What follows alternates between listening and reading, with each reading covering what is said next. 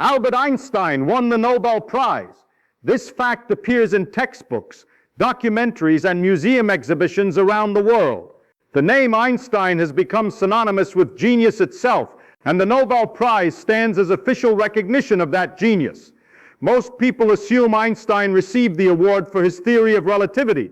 The equation E equals mc squared has become the most famous formula in science. Time dilation, space warping, the fabric of space-time itself. These concepts revolutionized human understanding of the universe. Surely the Nobel Committee recognized this achievement. They did not. The official citation for Einstein's 1921 Nobel Prize in Physics makes no mention of relativity, not special relativity, not general relativity. The word does not appear. Instead, the award was given for his services to theoretical physics, and especially for his discovery of the law of the photoelectric effect.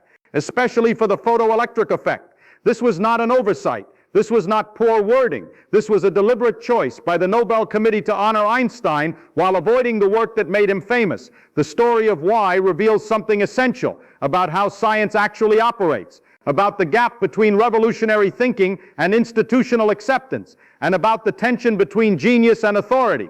In 1905, Albert Einstein was 26 years old and working as a patent clerk in Bern, Switzerland. He had a doctorate, but no academic position, no laboratory, no research team, no access to experimental equipment. What he had was time to think. That year, Einstein published 4 papers in the journal Annalen der Physik. Each paper would have been enough to establish a significant scientific career. Together, they represented one of the most remarkable intellectual achievements in human history.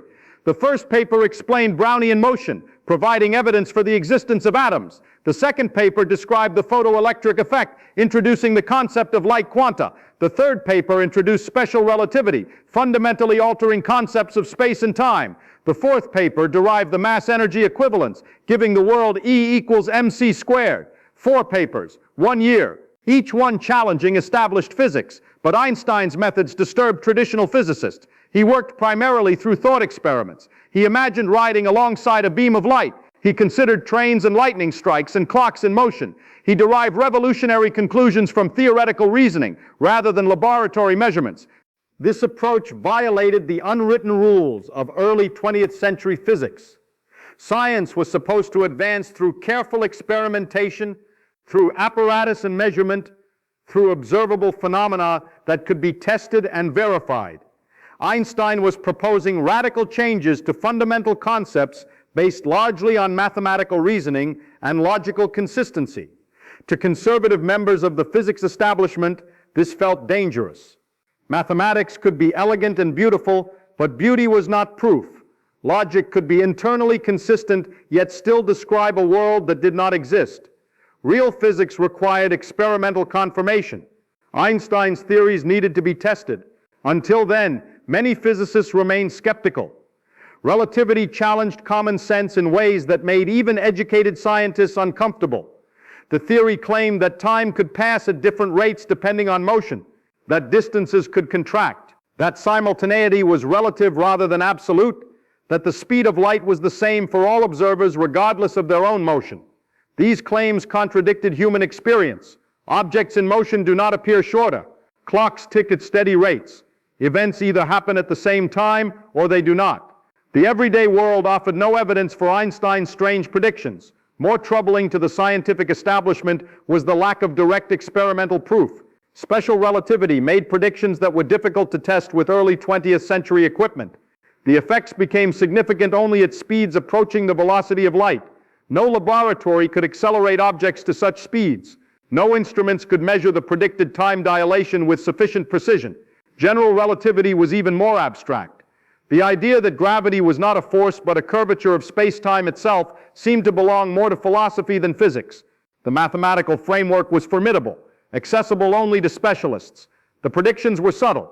The Nobel Committee had standards. The prize was established to honor discoveries that conferred the greatest benefit to humankind.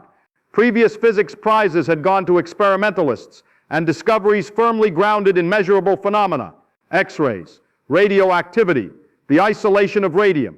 These were tangible achievements. Relativity was beautiful mathematics. It was elegant reasoning. It was revolutionary thinking. But was it proven?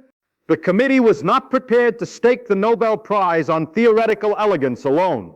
Einstein was first nominated for the Nobel Prize in 1910. The nomination cited his work on relativity. The committee declined to award him the prize. He was nominated again in 1911 and again in 1912, each time for relativity. Each time the committee hesitated. Internal documents revealed the committee's concerns. Some members questioned whether relativity constituted a discovery or merely a theoretical framework. Others worried that Einstein's work, while brilliant, had not yet produced practical applications. Still others doubted whether the theory would ultimately prove correct. One committee member, Alvar Gullstrand, actively opposed Einstein's nomination. Gullstrand was himself a Nobel laureate, awarded the prize in 1911 for work on the dioptrics of the eye. He possessed sufficient prestige to influence deliberations. He argued that relativity was unproven speculation, that the theory rested on assumptions rather than experimental facts. The committee's caution reflected broader institutional conservatism. Nobel Prizes were permanent judgments. Once awarded, they could not be revoked. If the committee honored relativity and the theory was later disproven or significantly modified, the prize would represent an embarrassment. Better to wait. Better to require overwhelming evidence. But Einstein's fame was growing. Physicists outside Sweden recognized the importance of his work. The number of nominations increased. The pressure on the committee mounted. They needed a solution. On May 29, 1919, a total solar eclipse occurred. Astronomers led by Arthur Eddington traveled to Principe, an island off the west coast of Africa, to observe it. Another team went to Sobral in Brazil. Their mission was to test a prediction of general relativity. Einstein had calculated that light passing near the sun would be bent by the sun's gravitational field. The amount of bending was precise, 1.75 arc seconds. This deflection could only be observed during a total solar eclipse, when stars near the sun's edge became visible. Eddington's photographs captured star positions during the eclipse. Analysis revealed that starlight had indeed been deflected, and by approximately the amount Einstein predicted. The results were announced in November 1919 at a joint meeting of the Royal Society and the Royal Astronomical Society in London. The media seized on the story. Newspaper headlines proclaimed that Newton had been overthrown. Einstein became an international celebrity overnight. The verification changed the situation for the Nobel Committee. Relativity now had experimental support. The theory had made a precise prediction, and that prediction had been confirmed. This was no longer pure mathematics. This was physics that described the actual universe, yet the committee still hesitated.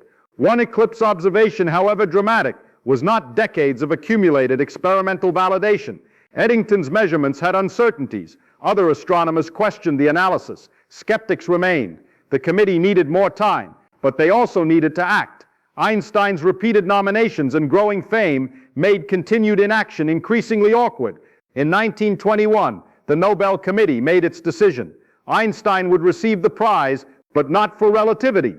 The official citation was carefully worded: for his services to theoretical physics, and especially for his discovery of the law of the photoelectric effect. The photoelectric effect was safe. It was experimentally verified. It involved measurable phenomena that had been confirmed in laboratories by multiple researchers. The effect described how light striking certain metals could eject electrons, and Einstein's 1905 paper had explained this by proposing that light consisted of discrete quanta, particles that would later be called photons. This work was genuinely important. It contributed to the development of quantum theory. It helped bridge the gap between classical and modern physics. It was worthy of recognition, but it was not why Einstein was famous. It was not the work that had transformed human understanding of space and time. It was not the achievement that had made Einstein's name known worldwide. The committee knew this. The choice was deliberate. By citing the photoelectric effect, they could honor Einstein while avoiding commitment to relativity. They could acknowledge his brilliance while staying within their comfort zone of experimentally verified discoveries. The prize was announced in November 1922, awarded for 1921. Einstein was traveling in Asia when he received the news. He delivered his Nobel lecture the following year. Notably, he spoke about relativity. General relativity has been tested thousands of times since 1919. Every test has confirmed Einstein's predictions. GPS satellites must account for relativistic time dilation to maintain accuracy. Gravitational waves predicted by general relativity were directly detected in 2015. Black holes, Once considered theoretical curiosities have been photographed. The theory has become foundational to modern physics and cosmology. It describes the expansion of the universe, the formation of structure from the Big Bang, the behavior of extreme gravitational fields. No competing theory matches its explanatory power. The Nobel citation has never been revised. Officially, Einstein received the prize for the photoelectric effect. The work that redefined space, time, and gravity remains unmentioned in Stockholm's records. History remembers differently. When people think of Einstein's genius, they think of relativity. The theory the Nobel Committee feared has become his primary legacy. The safe choice has been largely forgotten. The story of Einstein's Nobel Prize reveals how revolutionary ideas are absorbed into scientific consensus. Innovation is not immediately embraced. Authority is cautious. Institutions protect themselves by requiring overwhelming proof before accepting radical change. This caution has value. Science must distinguish between brilliant insights and appealing errors. The requirement for experimental verification protects against seductive but incorrect theories. Conservatism serves a purpose, but conservatism can also delay recognition of genuine breakthroughs. The gap between a revolutionary idea and its institutional acceptance can span years or decades. Official honors may arrive late, or for the wrong reasons, or not at all. Einstein's legacy never depended on the Nobel Prize. The theory of relativity stands on its own merits, validated by nature itself rather than by committee decision. The work speaks for itself.